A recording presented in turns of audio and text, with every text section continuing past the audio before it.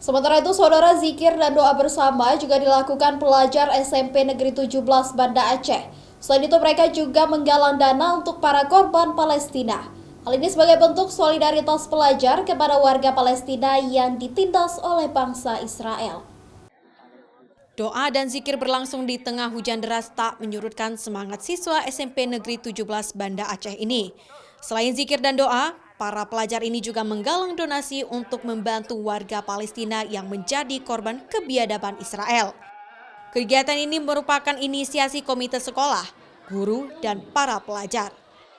Kegiatan ini dilatar belakangi dari keresahan dari para guru dan siswa yang melihat bagaimana para Zionis Israel di Palestina membantai para pejuang mujahidin, sehingga mereka bersolider untuk menggalang dana, terutama OSIS menggerakkan seluruh siswa dan guru-guru di SMP Negeri 17 untuk bisa membangun nilai solidaritas anak-anak agar bisa juga merasakan bagaimana penderitaan yang dirasakan oleh saudara-saudara mereka di Palestina.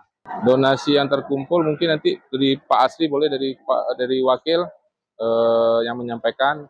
Tapi yang akan kita salurkan itu ke lembaga amal, lembaga donor yang berkompeten lah. Untuk mendapatkan donasi, para pelajar mengedarkan kotak sumbangan agar guru, siswa, dan siswi bisa menyerahkan dana seikhlasnya. Seluruh dana yang terkumpul akan disalurkan melalui lembaga amal yang ada di Aceh ataupun Indonesia yang konsen membantu warga Palestina. Nova Misdayanti, Kompas TV, Banda Aceh.